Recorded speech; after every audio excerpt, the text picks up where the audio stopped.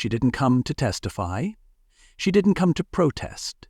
She came to watch, and that alone was enough to make the whole courtroom sweat. Amara Jefferson stepped through the doors of Charleston County Courthouse like a shadow that knew too much. No press pass, no security, no agenda. Just a worn blazer, an old folder, and the kind of silence that makes people shift in their seats. No one called her name, but everyone felt her presence. Officer Calvin Rohr noticed first. The look he gave her wasn't confusion, it was threat detection. Like a man who just realized the most dangerous person in the room didn't carry a gun, but a memory. A very specific one. Something about her made his jaw lock and his hand twitch. He didn't know what she was there for, but he sensed it. Something was about to shift, and not in his favor. And he was right, because 4 minutes later, he'd strike the match that would burn down his entire illusion of power. What happened next was not only a lesson for the aggressive men, but also a powerful reminder of empathy, responsibility, and the ongoing fight for equal dignity. We're about to share a powerful moment of truth. But first, drop a comment below to let us know where you are watching from, and if you like fascinating stories like this, don't forget to hit that subscribe button, because tomorrow we have another incredible story and there are many surprises waiting for you in the next parts. There's a difference between a slap meant to insult and one meant to erase. What Rohr delivered wasn't a burst of anger, it was a calculated strike. No warning, no words, just a hand raised and a crack that sliced the air in two. It echoed off marble columns and dead memories, hit skin and nerve and past trauma, and fell silent so fast you could almost doubt it happened. Except the courtroom froze. Time stopped on the clerk's keyboard, the judge's gavel never came down, and every breath in that room got stuck somewhere in someone's throat. Amara didn't fall. Her face didn't crumple. Her hand didn't reach for the pain. She simply stared at him, like someone who'd seen that exact kind of power before and already dismantled it 100 times in her mind. Her cheek turned red, but her gaze didn't. Rohr had expected protest, maybe outrage, something to discredit her, but instead the absence of response sent a different kind of quake through the room. There was no script for this, and that terrified them. You ever hear silence so loud it makes your spine shift? That was the courtroom after the slap. And Amara's silence wasn't passive, it was precision. Every second she didn't speak added weight to the moment. The judge glanced sideways, not knowing what to do without a rule book. The court officer didn't move. The prosecutor looked down at his shoes. Even Rohr, still standing with the burn of contact on his hand, began to flinch under the pressure of nothing happening. Amara's silence was an indictment with no signature. She didn't yell. She didn't make a speech. She just stood straighter, her eyes fixed, unblinking on the man who had just struck her as if he'd done it to himself. And, in a way, he had. Because, in her silence, the room began to see, not just what had happened, but what had always been happening. That slap didn't break Amara, it broke the illusion that power belonged only to those who wielded force. He tried to take her dignity, but Amara handed him something else instead, a mirror, and Rohr didn't like what he saw in it. The authority he always wore like armor began to melt under the heat of her stillness. He took a step back, then another. Not because she moved, but because she didn't. She was a storm he couldn't predict. A courtroom wasn't supposed to have this kind of unpredictability. And yet here she stood, commanding the room without a gavel, without a title, without even a voice. Rohr's hands were still trembling when she finally spoke. 2 words, delivered so softly they might have been mistaken for a breeze. Not yet. But everyone in the room felt them like a sentence being handed down, and he knew. She wasn't waiting because she didn't have a case. She was waiting because she was building one, not just against him, but against everything he thought made him untouchable. Not yet didn't mean mercy. It meant strategy. It meant, I see you. It meant, I've seen all of you. Those 2 words said more than any speech ever could. It was a declaration and a warning.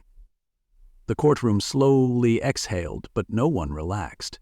Everyone had just learned something they'd tried not to know, that justice doesn't need noise to be heard. Sometimes the strongest rebellion is standing still and letting the rot reveal itself. Amara didn't come to shake the room with her voice. She came to let the room tremble under its own silence. And now, the system that thought it could ignore her was learning the hard way. You can strike the body, but if you miss the spirit, you've just built your own collapse. The courtroom slap didn't end Amara's fight. It was just the opening bell. The next morning she sat alone at a scratched desk inside the civic group office, her folder open to a page no one was ever supposed to see. Micah Bell, 15. No public record, no official charges listed in the press, no mention in the docket, beyond a coded hearing note. But the intake log told a different story. He was booked at 7:51 p.m., The arrest report, however, claimed the arrest happened at 8:14 p.m., 23 minutes after the boy had already been processed. That wasn't just a clerical error. It was time travel with a badge. Amara circled the 2 timestamps in red, stared at them.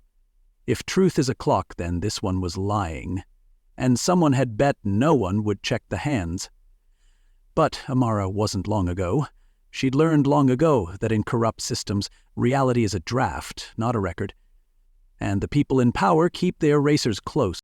She began matching the file's metadata with public databases. The officer listed as arresting Micah, Calvin Rohr. Of course, his signature sat at the bottom of the form, looped and smug. But the arrest narrative was sterile, generic. Phrases like subject appeared non-compliant and potential vandalism, words that prosecutors use to paint portraits no camera can refute. Except Amara had one. She retrieved a grainy traffic cam pull from a contact. Micah, standing outside a corner store, sipping a bottle of water, hands in his hoodie. Rohr approaches. No scuffle, no resistance, just a shove, a cuff, and a boy gone in under 9 seconds. She played it again. The truth wasn't buried. It was documented and then drowned in paperwork. This wasn't law enforcement. It was literary fiction typed on official letterhead. Mara leaned back and whispered, "You don't need fire to burn evidence.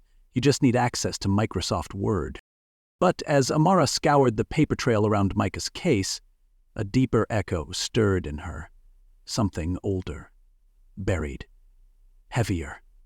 Her brother, Marcus. He had died nearly 2 decades ago, but in moments like this, the weight of that file, his file, pressed against her chest like a second spine. Marcus was 17, a senior with an acceptance letter to Howard's summer program, a part-time job at the sandwich shop on King Street, a kid who walked softly and read too much. He was pulled over one Friday night because a car matching his model had been flagged. There was no weapon, no outstanding warrant. But by Monday, he was dead.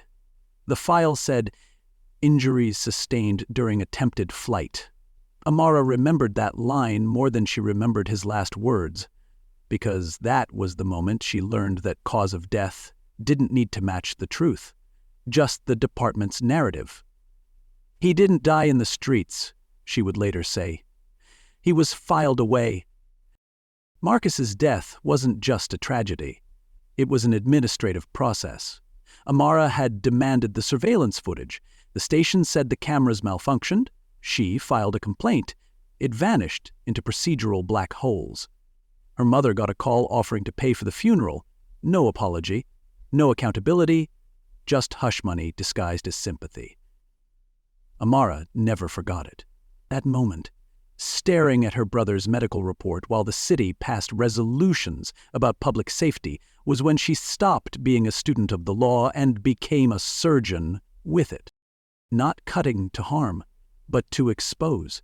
Every comma in Marcus's file felt like a razor. Every vague term like agitated behavior or escalation risk told her that language was the system's favorite weapon. Not guns, not batons. Sentences that could outlive the truth. What if silence isn't golden? She once asked a class of law interns, but a shroud? That memory sharpened her senses as she read through Micah's report. It wasn't just the wrong time stamps. It was the absence of expected details. No Miranda rights acknowledgement, no signed waiver for legal counsel. She pulled out the document from intake. There was a signature on it, supposedly Micah's. But Amara had seen the boy's actual handwriting. In a statement he scribbled on notebook paper at a community clinic. The signatures didn't match. One was adult steady, the other was adolescent nervous. It had been forged. Cleanly, confidently, as if whoever did it knew it would never be questioned. Amara's pen tapped the table. This wasn't oversight. This was orchestration. That's when she met Malik Rowe, a digital records clerk who looked like he'd aged 10 years behind a desk no one paid attention to. She'd noticed him during Micah's hearing, nervous, watchful, but not surprised. The kind of man who knew what happened behind the folders and the silence. When she approached him with Micah's file, he didn't ask how she got it. He just asked, "What do you need?" She replied, "What's missing?" He hesitated, looked around, then said, "You didn't hear this from me, but there's a version of that report that doesn't exist on any external server." He slid her a small envelope under the table. Inside, 2 pages with handwritten notes, internal comments redlined but never finalized. The original report called for public booking. The version filed marked Micah as administrative hold. No parent informed. No lawyer called. Malik didn't flinch. "There are more like him," he said.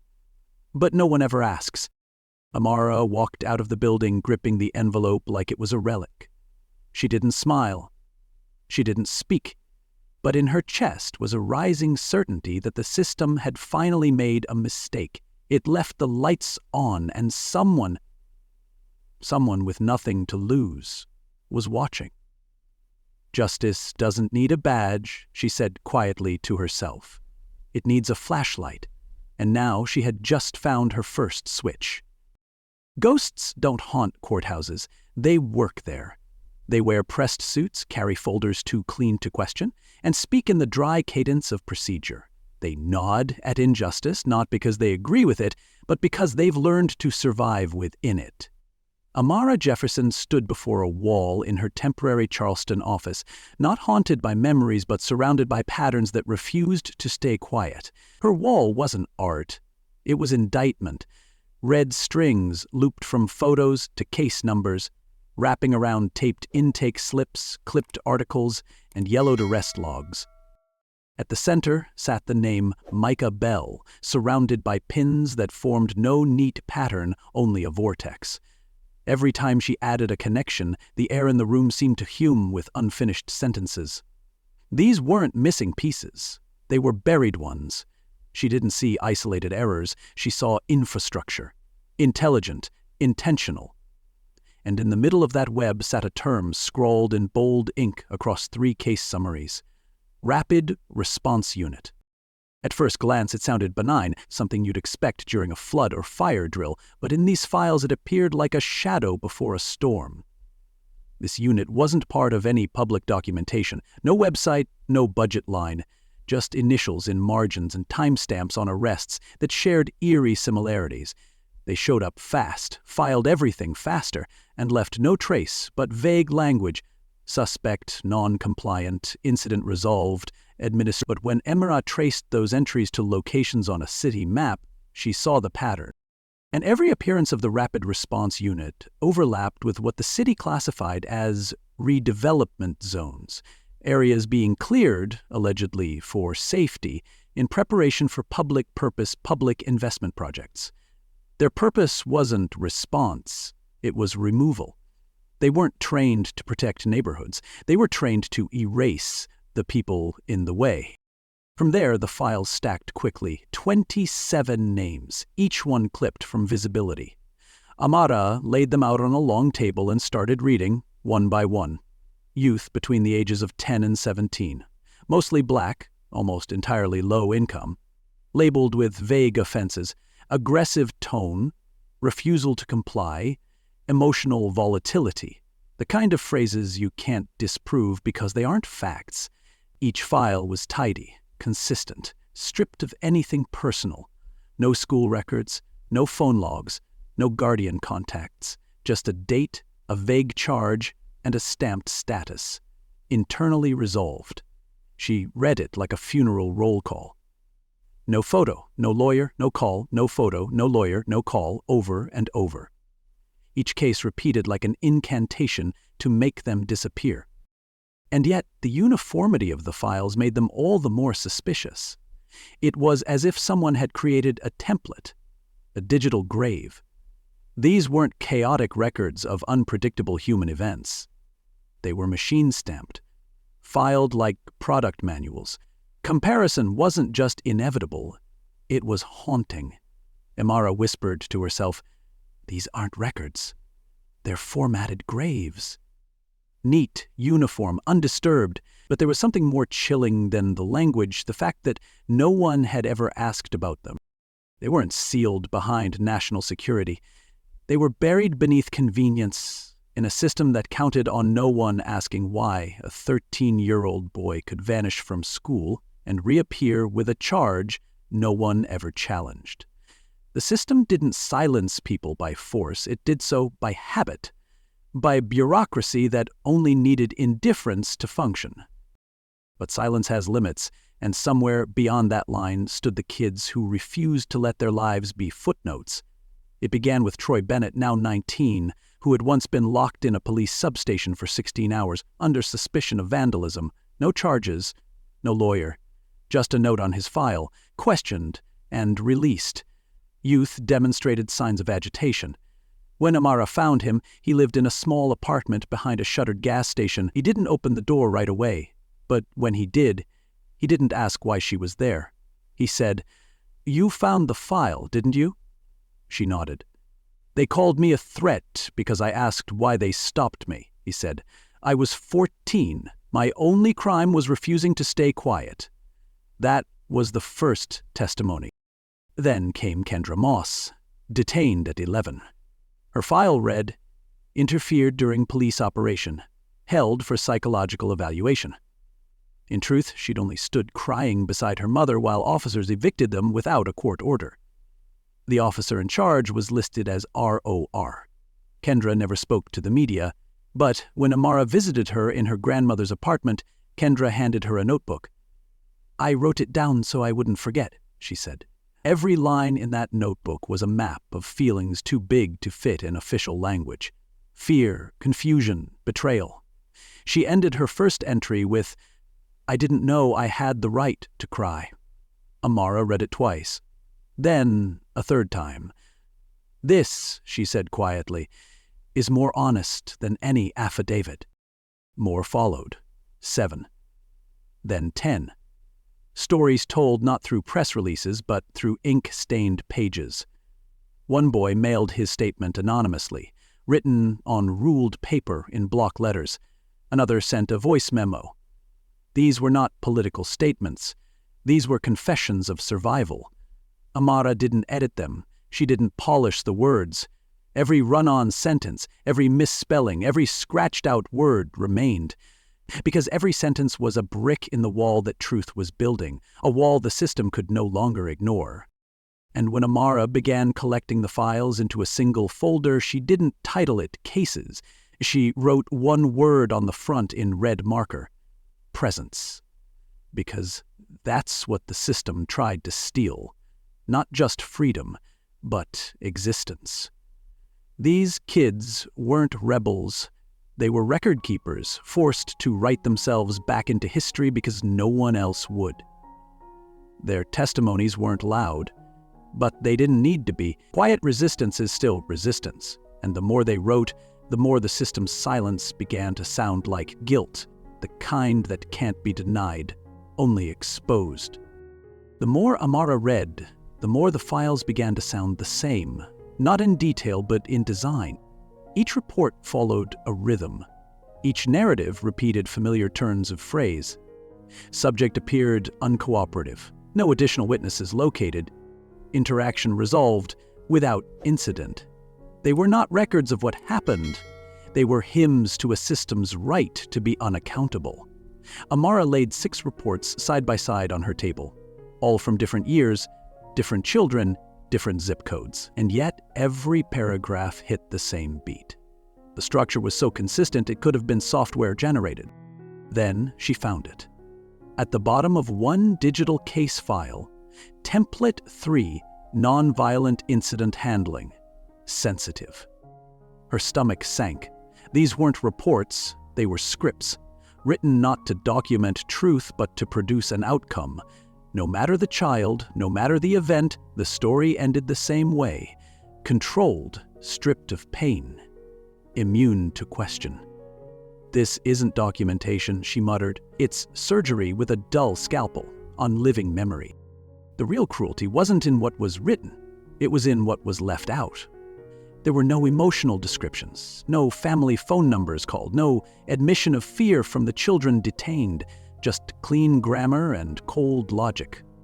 One report read, "Youth displayed verbal hostility when questioned," but the accompanying audio obtained through a forgotten body cam backup revealed only a scared boy whispering, "Please don't hurt me." It was a betrayal not just of justice but of language itself. Amara remembered something an elder professor once told her. The most dangerous law isn't the one that hurts. It's the one written so well no one thinks to challenge it. That's what these reports were, polished daggers, and every one had a sharp edge hidden inside a passive voice. The subject was escorted. By whom? For what reason? Why is pain never included in the official version?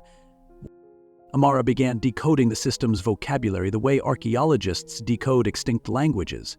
Every phrase had a shadow meaning. De-escalation meant control. Administrative detention meant disappeared. Unable to contact guardian meant we never tried. She started mapping the most common phrases across all 27 erased cases. A shocking number of them used the exact same 5-word lead-in. Subject did not respond appropriately. That word alone carried centuries of bias. Appropriately to whom? According to what? Amara stared at the wall she'd built, where strings of red connected names, dates, and now syntax, and it hit her. The system didn't need to erase these children with force. It erased them with vocabulary. But behind the ink and passive phrasing was a different kind of violence, one that lived in the code. Amara's next discovery came not from paper, but from a USB drive left in a brown envelope outside her door. It contained tracking data. She opened the folder labeled Soft Target Protocols. Inside were logs, maps, charts, movement heat maps. These weren't The surveillance software didn't flag crimes, it flagged patterns. Children walking alone too often, teenagers who loitered in front of closed businesses, young boys who changed sidewalks mid-walk. The system had logged them all, labeled them with color-coded tags. None of them had committed a crime, but they were cataloged just the same. It was digital profiling. Quiet, algorithmic, and weaponized. The term soft target list appeared in a slide deck dated 2 years prior.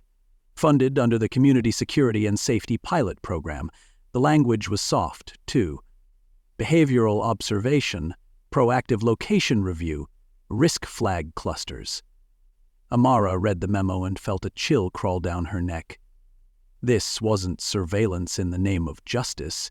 It was preemptive punishment wrapped in sanitized jargon. No one had to commit a crime to get on the list. They just had to fit the pattern of someone who might. Even walking in a zigzag was flagged. One 12-year-old boy had been listed 3 times for non-linear route to school, prolonged dwelling near school gate, and lack of socialization with peer group. Amara blinked at the screen. The system had started treating quiet children like bombs with ticking clocks. She printed 3 of the logs and laid them beside the case files.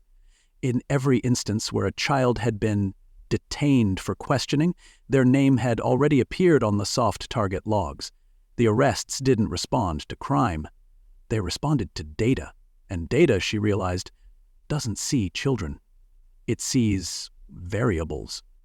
She marked the files and whispered, "They're not watching for danger, they're watching for difference." Then she circled the funding approval line. A name she had seen before appeared at the bottom, Chief Elliot Granger.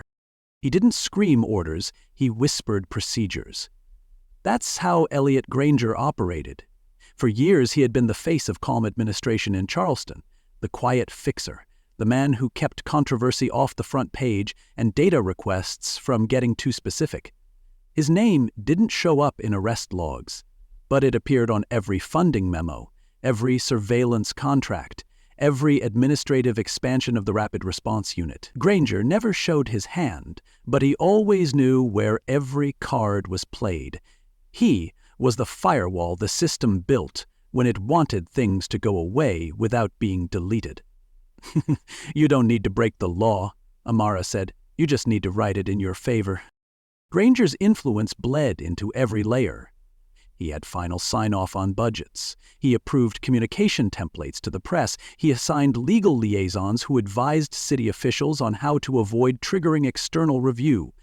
His office published memos like, "Minimize friction during community detainments and ensure event optics align with department integrity." It was choreography, elegant clinical suppression. Amara dug deeper, tracing the police department's internal expenditures. One line item stood out: community engagement software enhancements, nearly $500,000. When she followed the trail, it led back to the surveillance system flagging black students as behavioral outliers. And still, Granger remained untouchable. Because he never wrote the reports, he simply made sure the people who did had the tools to do it silently. He wasn't a tyrant, he was a conductor. His symphony wasn't music, it was a machine. One that didn't bleed. One that didn't break. One that adapted. But what he hadn't calculated was someone watching long enough to see the pattern. Amara didn't need to catch him in the act. She just had to show the architecture of the acts he'd enabled. "If Roar is the fist," she wrote on her board, "Granger is the glove." The scariest part? Granger wasn't evil in public. He was polished, courteous. He called Amara Congresswoman every time they passed in the hallway. He once sent flowers to a grieving family whose son was found dead in custody. He knew how to look sympathetic while authorizing silence.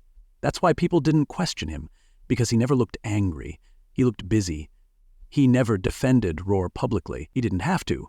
He defended the conditions that made Roar possible, and that was more dangerous than any single violent act. Because systems built on violence can be dismantled, but systems built on politeness? They hide their knives in policy, and those take longer to bleed out. The trial of Micah Bell wasn't supposed to be a spectacle. It wasn't supposed to matter. At least that's how the system had planned it. No cameras, no public outcry, just another procedural shuffle of a brown boy with a bruised face and a buried story. But when Amara Jefferson walked into the courtroom that morning, everything changed. The prosecution had restructured its strategy, not to address the facts of the case, but to dismantle the person exposing them. Amara was no longer framed as a concerned advocate. She was now the problem. A rogue legislator weaponizing empathy. A political agitator masquerading as a truth-teller. They didn't question the broken chain of custody or the missing timestamps. They questioned why she was even looking. "This is no longer about justice," the city attorney argued. "This is about influence. She has shaped a narrative through emotion, not evidence." Amara didn't flinch. She let them speak. Let them call her disruptive, overreaching, emotionally manipulative, because what they were really saying was simple. She cared too much. And that was unforgivable. The city's narrative twisted like an old knot. They presented Amara not as a leader, but as a woman with an agenda, someone digging up the past to settle personal vendettas. Her brother, they said in a soft, calculated tone, died under tragic circumstances, and perhaps unconsciously that pain is now driving this crusade. That word dropped like acid into the transcript. A word meant to stain her intentions, to make compassion look like vengeance. But Amara had expected this. She knew that when you shine a light in dark rooms, the first thing you hear isn't gratitude, it's growling. "They blamed the firefighter for the blaze," she reported. She whispered to herself, the corners of her mouth unmoving. This wasn't new, this was routine. When systems are threatened, they don't attack the evidence. They attack the witness. She rose only when called, no legal team flanking her, just a woman in a simple navy suit walking to the front of the courtroom, holding nothing but a marker. No folders, no binders, no exhibit charts, just a blank whiteboard standing beside the judge's bench, glinting under the fluorescence like a question mark. She turned to the jury, not with an introduction but a simple sentence. "I don't want to talk to you like lawyers do. I want to talk to you like people do when they're telling the truth."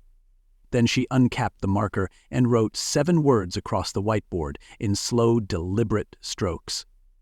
"If justice can only live on camera, who protects the unrecorded?" Silence stretched like taut rope. Amara's voice didn't rise, it steadied, and with every line, she stripped the varnish off what the court had tried to hide. Micah Bell was not just detained, he was categorized, he was mapped, he was flagged before he was ever questioned. That's not justice. That's a system playing chess with children. She turned and underlined the words on the board. When you depend on video for accountability, you are only protecting those lucky enough to be watched. What about those who vanish before the footage rolls? Then she picked up the marker again, wrote 3 phrases down the side of the board. Not missing, misfiled, not lost, erased, not failed, targeted. Each one hit like a drumbeat. You could see it in the jurors' eyes. Not shock, but realization. She wasn't introducing new facts. She was giving form to the unease they had all felt and never named. Then she did something unexpected. She walked away from the board and stood still, hands at her side. "You've seen the evidence," she said. "The audio, the paperwork, the patterns. But this isn't about whether one boy was mistreated. This is about whether we allow a machine to define who is real and who is not." She gestured to the whiteboard one last time. "Micah isn't missing. He was misfiled. But what happens when the next name never gets filed at all?" She paused, looked each juror in the eye. "You don't have to deliver justice today. Just recognition. Just enough of it to stop the erasing." She didn't thank them. She didn't ask for belief. She left the words behind and sat down. There was no applause when she returned to her seat, no rallying cheers outside the courthouse, just a courtroom so quiet the air seemed to hold its breath. The jury deliberated for 5 hours, and when they returned, their faces didn't beam with certainty. They looked tired, rattled, as if they'd spent those hours trying to find language for something their own system had trained them to overlook. The judge read the decision. Micah Bell's arrest was ruled as a procedural violation, his record to be cleared, the officers involved placed under administrative review. No fireworks, no indictments, just a slow, formal unraveling of the lie. Amara didn't smile. She didn't move. But one of the jurors, an older black woman in a red cardigan, didn't look away. And that was the real verdict. No celebration, no satisfaction. Just a single head held higher, a spine a little straighter, a silence that, this time, didn't feel like erasure. It felt like acknowledgement. In the hallway, a reporter approached Amara and asked, "Do you feel like you won?" She looked at him, eyes steady. "This wasn't a win," she said. "This was a remembering." Then she walked away, not into the spotlight, but toward the next name, because the files were still waiting. And so were the ghosts. There's a small library tucked behind a grocery store in Charleston's West End. No signs, no website, no security system, and definitely no Wi-Fi. The old city used to call it a liability. too outdated to upgrade, too modest to fund. But Amara Jefferson saw something else. She saw potential in every dusty corner and crooked shelf, the kind of potential you only recognize when you know what it feels like to be discarded. She didn't renovate it with money, she rebuilt it with meaning. The old courtroom benches she had once sat on, silent, cold, complicit, were sanded down and transformed into bookshelves. She lined them with case law, legal dictionaries, printouts of civil rights lawsuits, and handwritten testimonies. She called it the Jefferson Community Law Room. It wasn't a sanctuary. It was a training ground, because in a world that had turned silence into an institution, this was where people came to learn how to speak, back, legally, clearly, and without fear. The rules of the space were simple. You didn't need an ID, you didn't need to prove your worth, you just had to walk in and bring your curiosity. There were no lectures, only questions. No dress codes, only chairs. Amara held sessions twice a week, sometimes teaching two teenagers how to read a housing ordinance, sometimes showing a grandmother how to request an arrest report. "We're not here to memorize the law," she'd say. "We're here to understand the language they use to make you believe you didn't belong in the room." The building still had flickering lights and squeaky floorboards, but something stronger than electricity pulsed through it. For the first time, people weren't being told to speak correctly to be heard. They were being told they were already enough. This wasn't about creating legal experts. It was about making sure that if a system ever tried to disappear them again, they'd know how to write their way back into the story. On the north wall, there were no posters, just names, first names only: Kendra, Troy, Micah, Jamira, Isaiah. Each written in black ink, each underlined in red, each followed by one sentence the person had chosen to define themselves. Kendra's read, "I cried in a courtroom and they said I was unstable. I wrote a poem instead." It was taped beside her first handwritten stanza, a sharp, searing piece called "Gravity of Eyes," written the day she saw her old file stamped "No Harm Caused." Maisha's space was filled with sketches, doodles of courtrooms where the judges wore blindfolds too tight to remove. Some of the figures had balloon heads, others had erasers for hands. Below each sketch he had scribbled, "I draw so I don't forget what I saw." And Troy, once listed as agitated youth, early release, recorded an audio testimony. It played on loop at a station with old headphones. The first time they told me my story wasn't enough, I believed them. Then I found someone who didn't. The law room wasn't a legal office. It didn't fix records or file appeals. It restored something more fundamental: identity, belonging, narrative control. The kids didn't come there to demand justice. They came to reclaim names. No more case numbers, no more classifications like low threat or potential disruptor. Amara always reminded them, you're not seeking a revolution, you're doing something harder, a restoration. And restoration takes time. Some nights, no one said a word, but the silence felt different now. It wasn't the silence of fear. It was the silence of becoming. On the table sat a binder titled 27 Who Were Forgotten. Inside it, each participant had written their story in their own handwriting, on their own terms, and with every turn of the page, a history, once buried under bureaucracy, rose again, not as data, but as human memory. The ripple started small, as ripples do. A student who visited the law room started challenging the metal detector protocols at her school, not with rage, but with paperwork. A mother whose son had once been labeled a loitering hazard now led workshops on parent rights during juvenile detainment. A retired bus driver wrote an op-ed titled, "They weren't troublemakers, they were my writers." The city began to shift, not because laws changed overnight, but because people who were once afraid to question started asking better ones. And in offices and courtrooms where Amara's name had once been spat like a threat, now it was spoken in whispers that resembled respect. But Amara didn't stay in the center. She stepped back.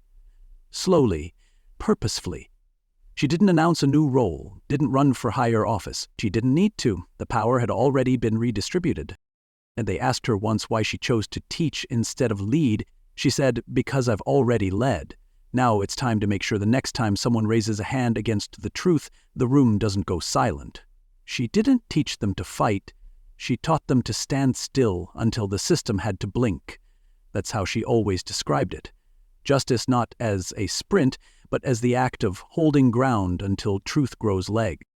And as she watched the kids fill the law room each week, sometimes carrying copies of their case files, sometimes bringing nothing but questions, she knew this wasn't the end. There would be more slaps, more buried names, but there would also be more witnesses and more people ready to stand without flinching. In a system that once thrived on forgetting, Amara built a place where memory could live and where silence finally had to listen. Leave a comment below to let us know where you are watching from, and if you like fascinating stories like this, don't forget to hit that subscribe button because tomorrow we have another incredible story, and there are many surprises waiting for you in the next parts.